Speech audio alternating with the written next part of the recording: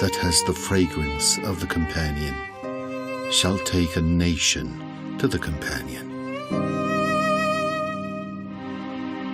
Sometimes childhood memories appear before my eyes like a pale pall of imagination. Among those rippling images there sails the craft of my thought towards the shore of silence, to anchor in the harbor of its own. I dwell on my existence. I want to decipher the oriental thoughts and secrets, and to put an end to my bewilderment and self-alienation. I am a traveler, standing on the shore of thoughts.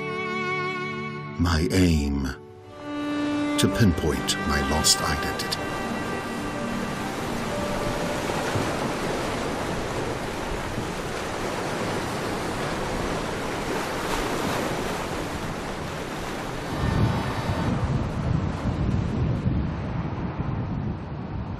I am a traveler, walking on the road of human thoughts. My destination is the land of belief in oneself, in a bid to revive an identity which might no longer exist.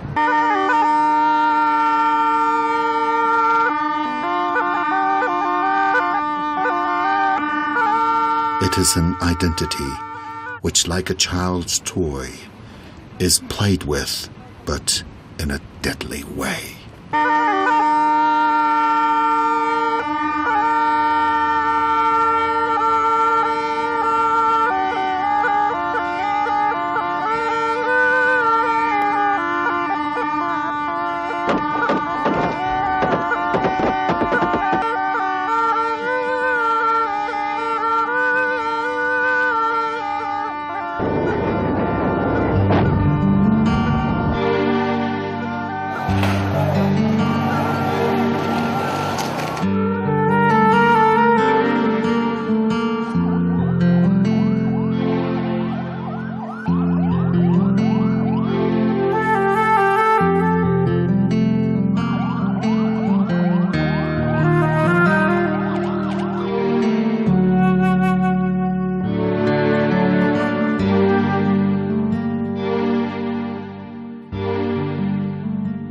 Some ignorant guys sent to the slaughterhouse of death every day thousands of innocent people because they are deeply buried in the marsh of their jejune ideas. In a way, there are two types of travels, a physical one, or going from one place to another, and a spiritual one, or transforming from one mood to another.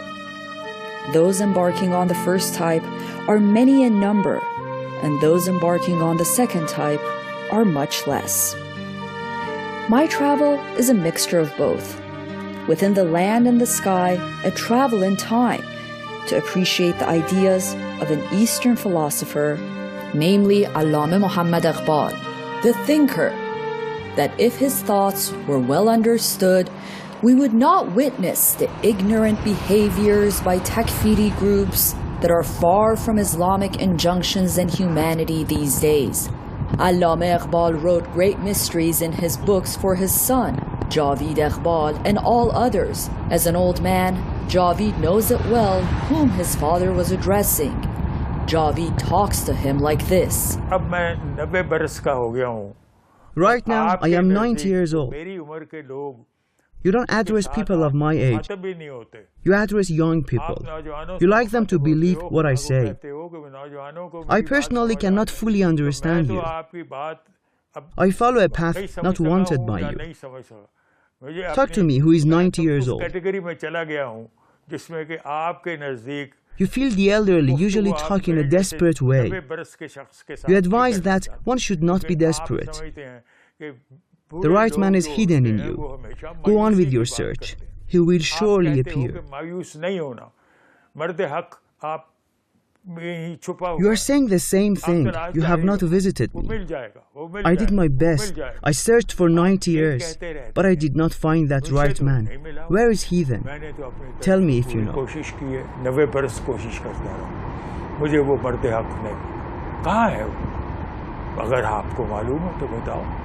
I begin my journey right from here to the city of Sialkot, the birthplace of Iqbal. Perhaps in this travel, I would be able to show some special features of that righteous man.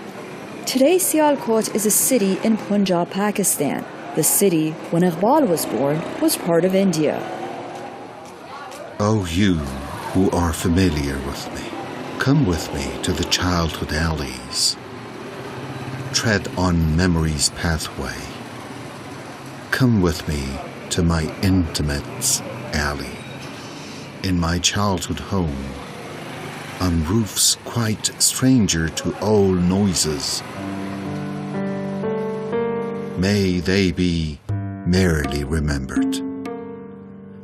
The period of harmony with existence and excellence. The pleasant period of being with the companion, with all its liveliness. During all the year's generous moments, those alleys full of love, the splash of pure wafers. ये वो घर है जहाँ अल्लामा इकबाल 9 नवंबर 1877 को सुबह 5 Here is the very room wherein Iqbal was born on the 9th of November 1877 at 5:14 a.m. इस घर की इब्तिदा की 6 फरवरी 1861 The house here was built by his grandfather, Sheikh Muhammad Rafiq. He was the first to occupy the house. On the 6th of February 1861, he bought 3 small rooms and a house near here until Iqbal was born. Later, Iqbal's elder brother came here. The house has undergone no change since then.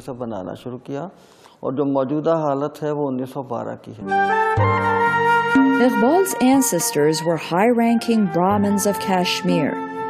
They converted to Islam 500 years before Iqbal was born. The family was called Separu, meaning educated.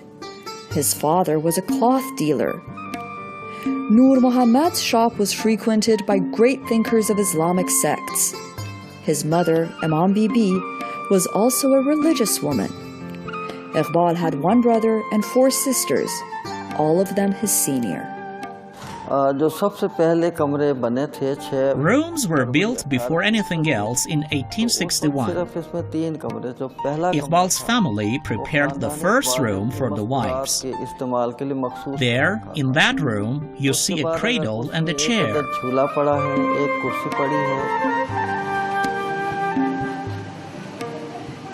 Encouraged by his father, Muhammad Iqbal learned the Quran from his very childhood in Hisamuddin Mosque of Kashmiris.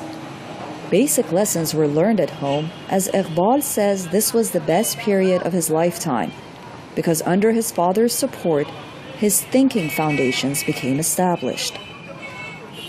Sialkot's graveyard tells years later, when his father died, the story of Iqbal's attachment.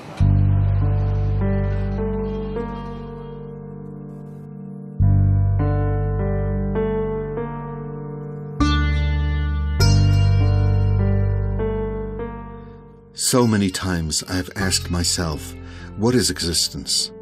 From where does it take root? What a secret it is that has attracted thinkers' attention. I could not find answers to those questions.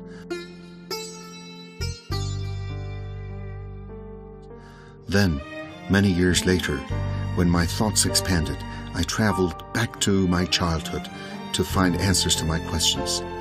There it was my father who decided on the shape a thing should take. Years later, when unknown things became clear to me, I came to understand Mir Hassan's teachings. He talked to me about the Book of Life, but he did not mention the book's title. A condition set before me by him was this: to learn new sciences Europeans learn. It is only then that you come to know what the value of the Book of Life is. He was quite right. Years later, with all my heart, I came to fully know the Book of Life. The Book of Life, the Holy Quran, whose wisdom is eternal and solid. It is an illustration for life's secrets. Its power makes the unfaithful faithful. To mankind, it is the only message. The bearer of it will enjoy the mercy of both worlds. Bandits turn into leaders just through its memorization. They become pious just with the help of this very book. He whose heart's pulsation is a result of the book's warmth, his restless wave finds comfort just as does a pearl. Should you want to live a Muslim life, only through the Quran is this possible. Sialkot, a city in northeastern Punjab province located at the foot of the snow-clad Kashmiri mountain. It was here, in this crowded city, where Allama Iqbal's first educational basis took root. Having received his first training by father and such a great teacher as Maulana Mir Hassan, the young Muhammad entered Scotch Mission School to start his official education therein. The school's premises, against passage of centuries, keeps the same shape as it used to have. He finished his high school here in 1891. Then in 1893 he completed his 10th grade, and it was here where he finally ended his high school education in 1895 and got his high school diploma.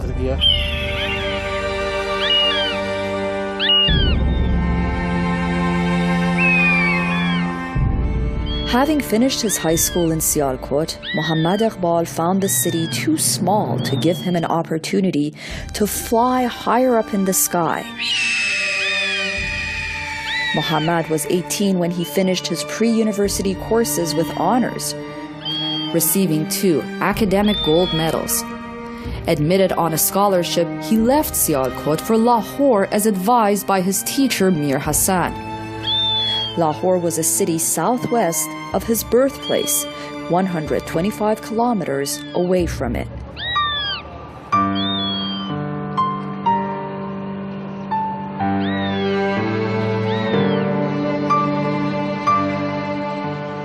Then Muhammad Iqbal went to Punjab University, one of Pakistan's oldest universities, established in 1882 by the British ruler of the Indian subcontinent in Lahore. There, the instruction language was English, though some lessons were taught in Urdu. Young Iqbal of Sialkot went there to continue his education. Very soon, he got so famous throughout the world due to his thoughts and his Persian Urdu poems. Known as Iqbal Lahori, he was destined to get his BA and MA here and composed his earliest poems. Allama Iqbal बिलाशुबा हमारी इस्लामी दुनिया का Undoubtedly, Iqbal is, for us in the world of Islam, a clear metaphor and a great name. Iqbal found in Islamic world a special thought. At the present time, we are living in a place so blessed as it witnessed Iqbal, the learned, for 5 years.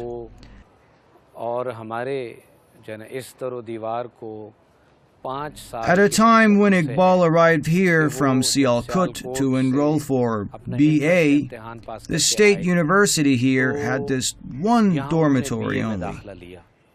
Iqbal lived here for 5 years. I mean, his presence here lasted about 5 years. He then enrolled for MA in philosophy. He completed his MA right here. In fact, spent both his BA and MA here in this dormitory, in this very dormitory.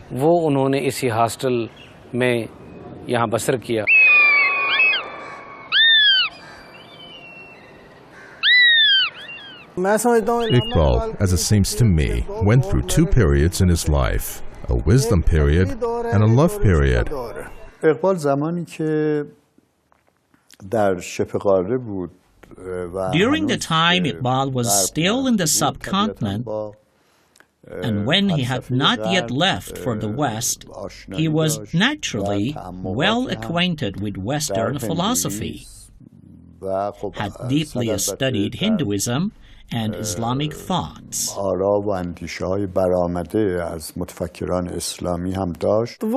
At that time, Iqbal was quite familiar with Indian mysticism, and the traces of that school of thought can be found in his poems.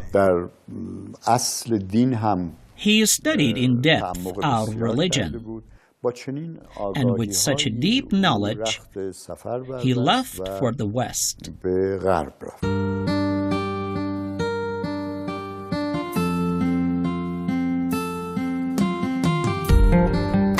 There was no ending to the stories of my restlessness and abandoning similar places. I was 28 when, recommended by my teacher, Sir Thomas Arnold, I left for Europe to continue my studies. Having a master's degree in philosophy, I had taught at the Oriental College, but going to England and starting study at Cambridge University for a doctorate in philosophy changed everything. Studying at Cambridge secured me opportunities to know better and more about Western philosophers. At the same time, I enrolled at the Faculty of Law to be able to get permission to act as attorney. The rest had no meaning to me. For that very year, I traveled to Hamburg, Germany, to do more research and finish my doctoral dissertation. For a whole year, I worked so hard to get fully familiar with philosophical foundations and to get my doctoral thesis finished. At that time, I made much of well-known philosophy teachers such as the famous professor of philosophy, MacNigrad, and the famous Orientalist, Reynold Eileen Nicholson. در هایدلبرگ مطالعاتش رو علاوه بر تمریناتی که He continued his university studies in Heidelberg, Germany, and became familiar with the thoughts and ideas of such philosophers as Nietzsche, Fichte, Schopenhauer, and the like. There were similarities between his thoughts and the thoughts of those learned men.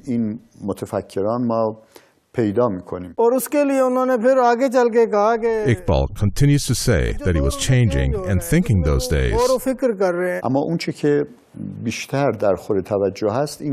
Interestingly enough, Iqbal was influenced by Western philosophers. He adopted their thoughts and opinions. He received ideas from them, but mixed them with his own to create an independent thought system and called it own philosophy.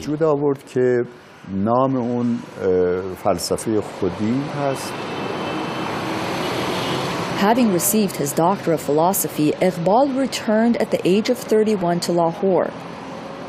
Never did he hesitate to return home, contrary to some students of that time. He left England quickly. He was then licensed to practice attorneyship and became a member of Lahore Bar Association. 3 years later, he became a lecturer in philosophy at Lahore University.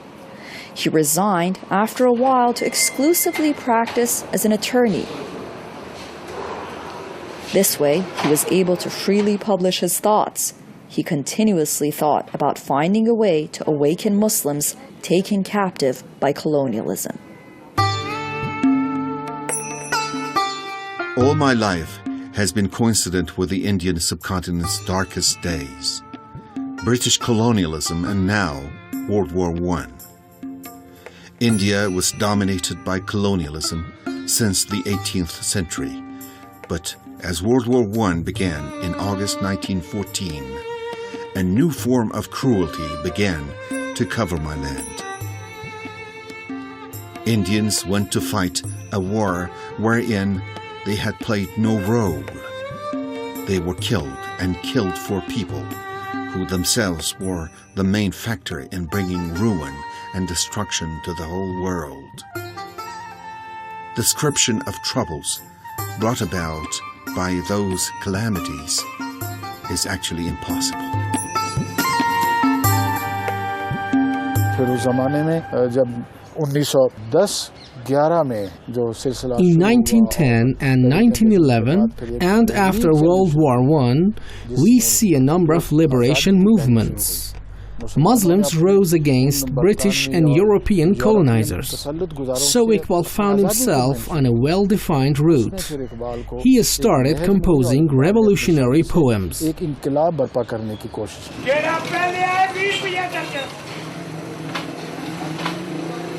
After World War I in 1918 and the fall of the Ottoman Empire, something had to be done quickly to save people of the tyranny imposed on them.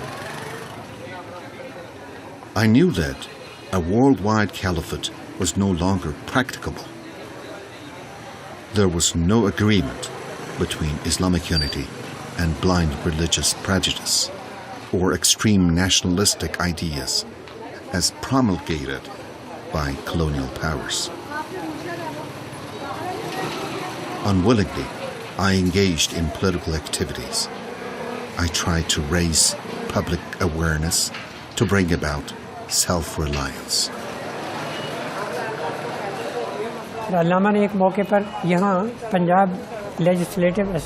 Allama ran for Punjab Parliament election.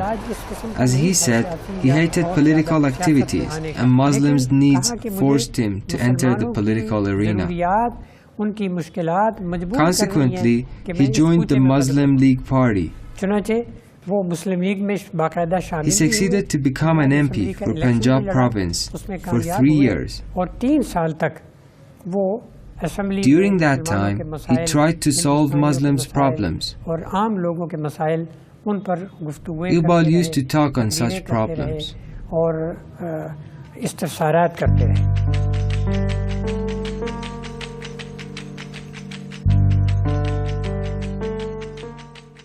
Allama Iqbal nurtured the wish for an independent Pakistan. He would say a new country, an Islamic country, would come into existence on the world map. The country's name, he would say, will be Pakistan. Iqbal did not give this name to a new country, but surely he had it as a Muslim country in mind. During my lifetime, I liked those sleeping in the world of thought to wake up from their deep sleep. But sadly, the sleep is too deep. Therefore, I took refuge in the world of rhythmic words and meaningful poems to awaken the youths of this sorrowful nation in order to sail the craft of our thoughts to the shore of productivity. I was a young man when I found out that to weather horrible tempests and the enemy's lurking place, we had no way but recourse to the miracle of the last time. The Holy Quran, the book with miraculous words which can be used as the best means to awaken thought and exalt the belief in self. The book is most succoring, particularly to the youth. I, who despair of the sages of old, have a word to say touching the day to come. Render my speech easy unto the young. Make my abyss for them attainable. Iqbal's message is addressed only to the youth. He calls them royal falcons. As held by Iqbal, the royal falcon has 5 characteristics. Iqbal wants the youth to catch hold of falcon's characteristics as much as possible. The 5 good attributes of the royal falcon, as seen by Iqbal, are flying high. So Iqbal wants the youth to fly high for sure. The second attribute is keen eyesight. the youth can fly high only if they have keen eyesight. Its third attribute is that it does not build a nest, nor does it follow richness. The fourth attribute, it loves solitude, as it is a source of creativity. The last attribute, as told by Iqbal of the royal falcon, is it does not eat the prey hunted by others. Iqbal wants the youth to show these 5 attributes.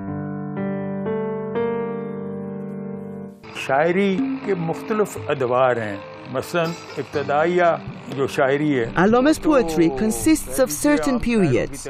His poetry was at first as the poetry of the day. He would say at that time, "My Urdu poems are like a building made of clay." Little by little, his Persian poems came into existence. Among the first Persian poems were the familiar secrets and the mysteries of rapture. Such poems end with Javidname, or perhaps with "What can be done, O Eastern people?"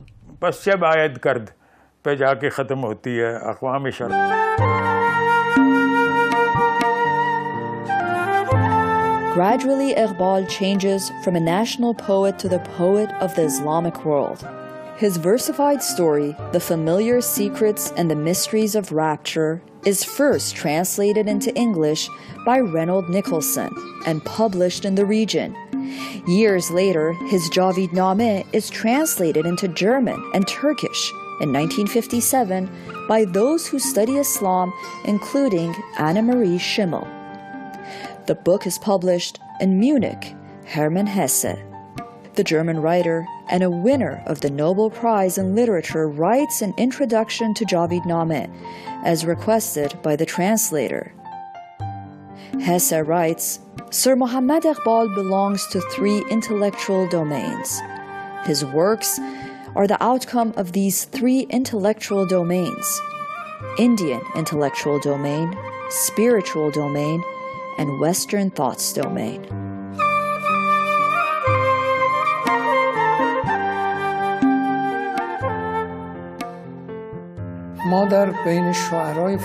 There are 3 groups of Persian poets.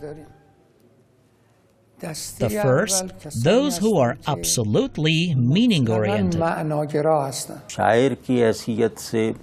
Iqbal, as a poet,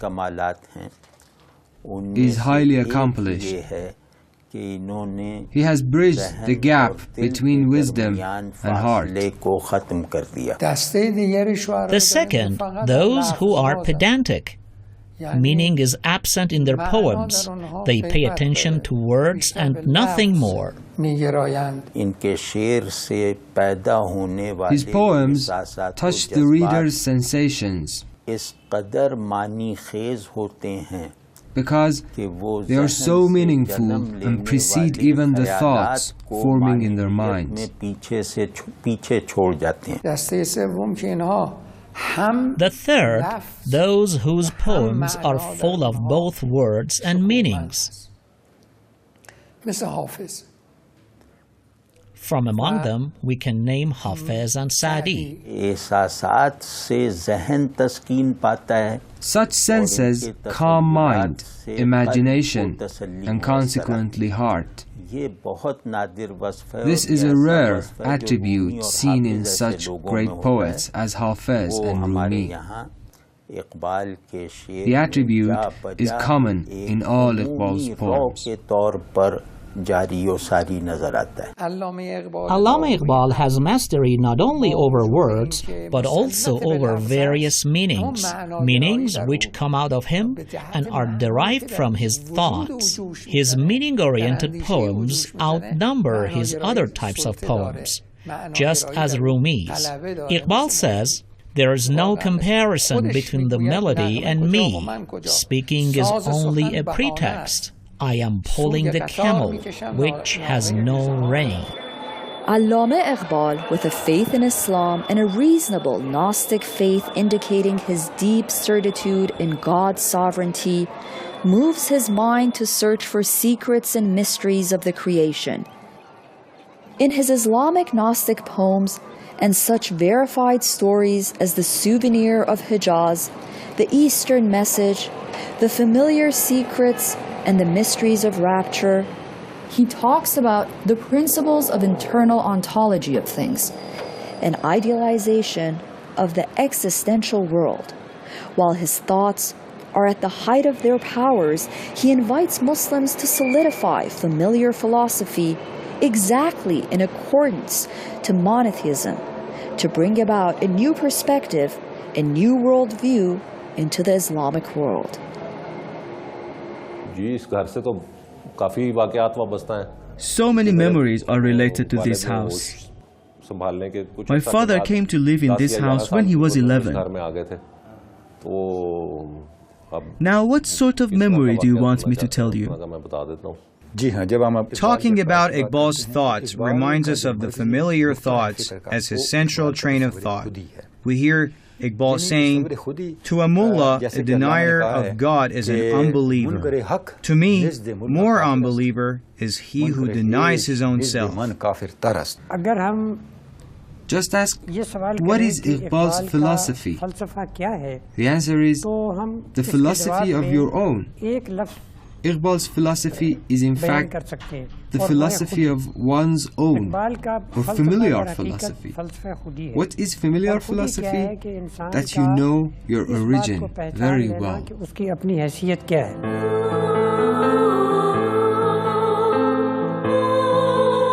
Never in my life have I been interested in the world's wealth or posts.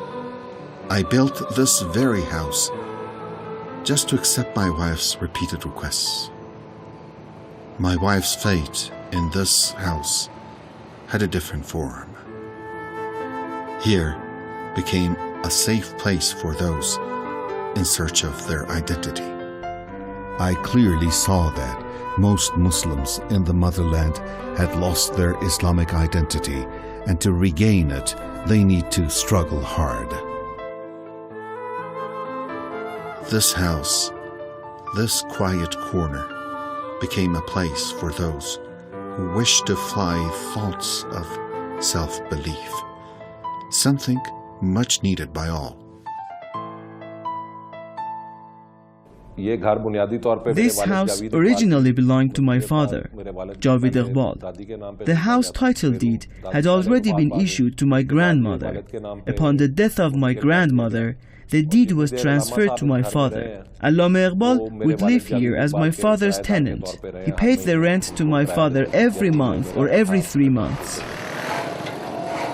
Never did I lose my interest in my native land's people. My best time was when I was among people to see them struggle hard to earn their living. I was inspired by their uproar in the Anarkli district. Loftier than the heavens is the station of man, and the beginning of education is respect for man. Iqbal lays heavy emphasis on the familiar secrets and mysteries of rapture. Familiarity, as seen by Gnostics, means to entertain the self, to fully know the self. It's a famous statement that knowing the self is meant knowing God. Iqbal emphasized, first and foremost, returning to the self. Search within yourself in order to know the self. Iqbal invites us to know ourselves before doing anything else. Anything else. We shall heighten ourselves to become a human being par excellence.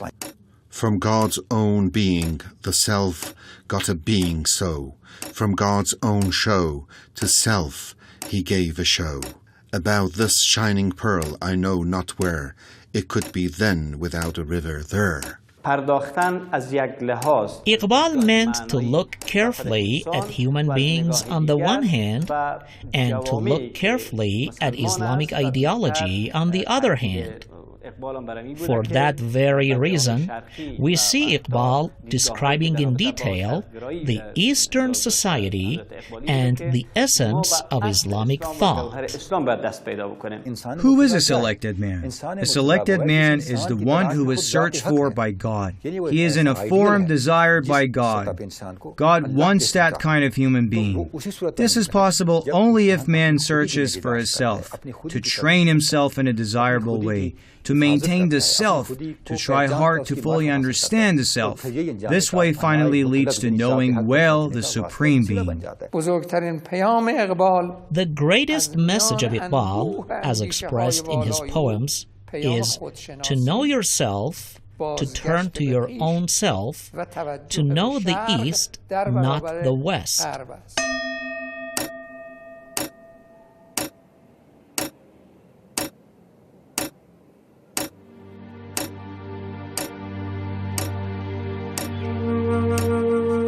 Signs of going senile can be seen very easily in me. The tick-tock of the clock shows clearly the passage of my life. So quickly pass opportunities. So little time have I to reach the end of the line. Oh, the memory of those days when time's sword was allied with the strength of our hands and unveiled the face of truth. Our nails tore loose the knot of this world. Our bowing in prayer gave blessings to the earth. From the jar of truth we made rosy wine gush forth. We charged against the ancient taverns. इस घर की तामीर हमारी दादी की ख्वाहिश पे की गई थी, पर वो इस घर में सिर्फ This house was built under my grandmother's wish, उनकी यहाँ पे बीमार but only for 2 or 3 days she lived here. चौथे दिन वो वफात पा गई. She was sick when they carried her in a car, but she survived only for 2 or 3 days. At the age of 11, my father lost his mother when my aunt was about 6 years old. My father and my aunt would come here every day to see Allama, who was lying on this bed. Allama called them and my aunt would come up to Allama, and my father would sit on the other side of the bed. This way Allama would feel comfortable.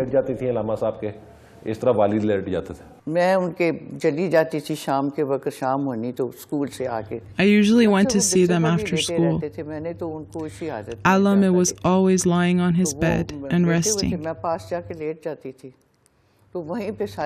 I was always beside him.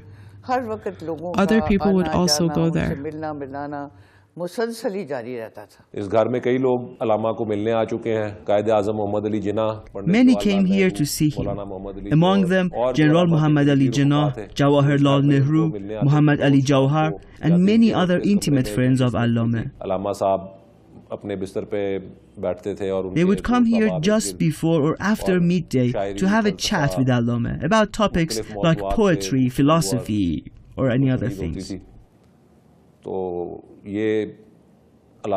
Allama spent his last days of life here.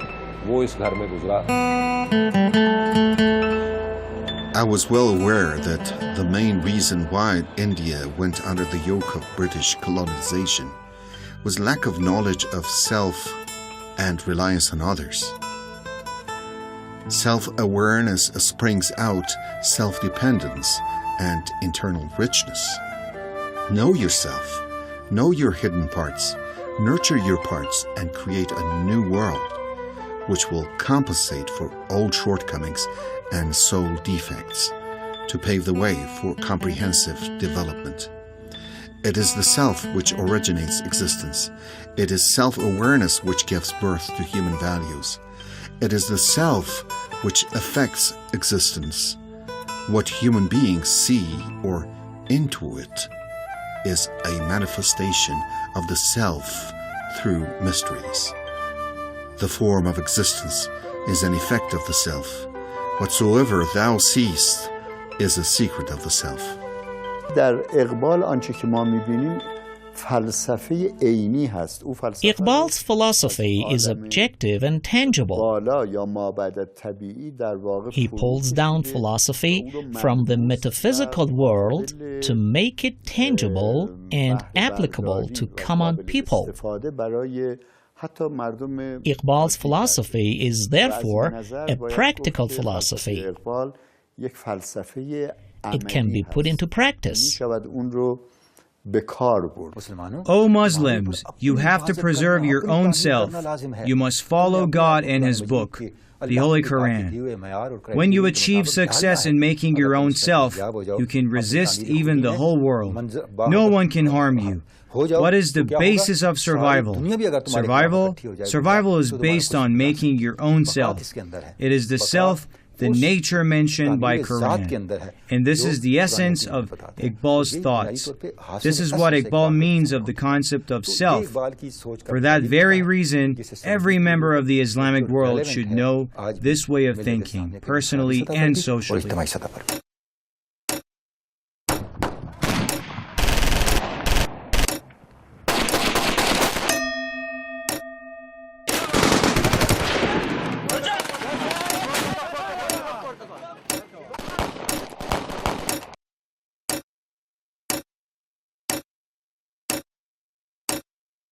Today we see a group of ignorant people who commit, under the name of Islam, the most heinous acts, though they are all against Islamic teachings.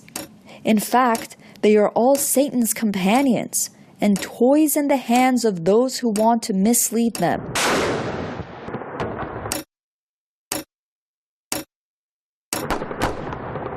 About these people, Iqbal says, Europe very well knows how to secure interests, while granting to this takes a loan of that.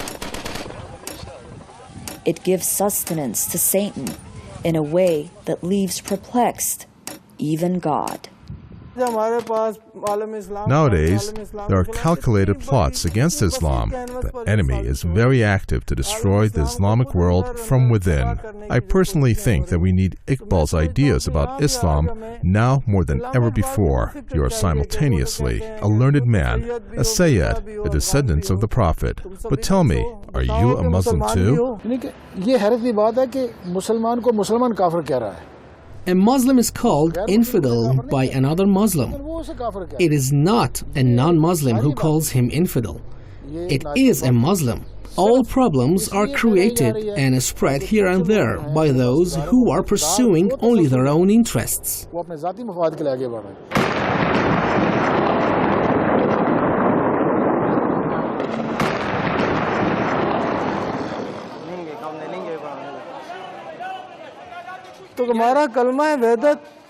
The phrase which brings unity to you all is, there is no God but Allah. As Iqbal says, the key to our unity, salvation, and survival, and a sign of familiarity, is in this phrase, there is no God but Allah. Those who follow this phrase never behead Muslims. Iqbal's basic philosophy is that all of us should be unified. All of us should form one single family. Muslims should get unified to guard the sanctuary. I mean Muslims from the Nile shores to the city of Kashgar. Iqbal tells us to put aside personal interests and to move into a direction leading to social interests. Put aside your personal interests. Let's talk about our religion, our unity. We will end in success. Just because of his thoughts, Iqbal is living on today. I think so. Just have a look at the tragic events caused by a group of people who are Muslims in name only, as if there has never been a person like Iqbal. His philosophy has sunk into oblivion, as if Iqbal never lived among us. This is a great sorrow, casting a shadow over all Iqbal's philosophy and thoughts. There is no memory of him anymore. The light of all his great books has gone out. The everlasting letter, the familiar secrets, the secrets of rapture, the Persian Psalms. What can be done, O people of the East? The route of philosophy in Iran, the Eastern message, and reconstructing Islamic religious thoughts. During his last days, Allama says, "As Iran full of unknown meaning, I am unable to endure censurers' sayings. Neither have I any option, nor am I coerced.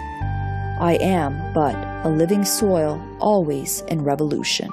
इसी तरह जब आखिरी रात थी अलामा साहब की तो वो दोनों बच्चे इसी दरवाजे पे आए. Then came the last night of Allama's life. His two children came to have their last look at him. मिलने के लिए आया हुआ था. Allama was still conscious.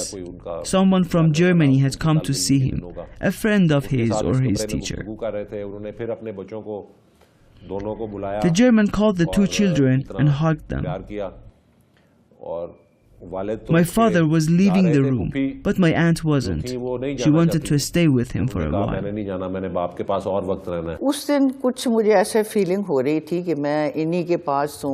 At the time, I felt I had to stay with Allama and to sit there motionlessly.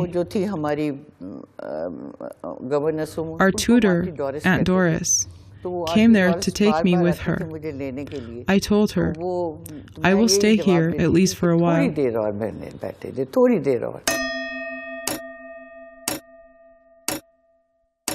Allama told the tutor she knows that this is the last meeting between the father and the daughter. That is why she doesn't want to leave. Let her stay.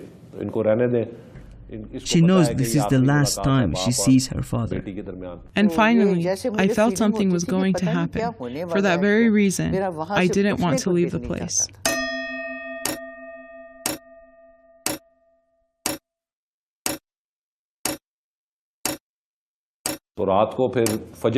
Early in the morning, Allama passed away. The muezzin was calling out the morning adhan. Here, beside this bed, was standing his close friend, Ali Bakhsh. There were some other friends too, although most of them were saying their morning prayers at the mosque at that time. Back then, the mosque was more like a house than anything else. Friends were there to say their prayers in congregation. After their prayers, Allama passed away. His last words were the two testimonies. Then his soul flew to the sky.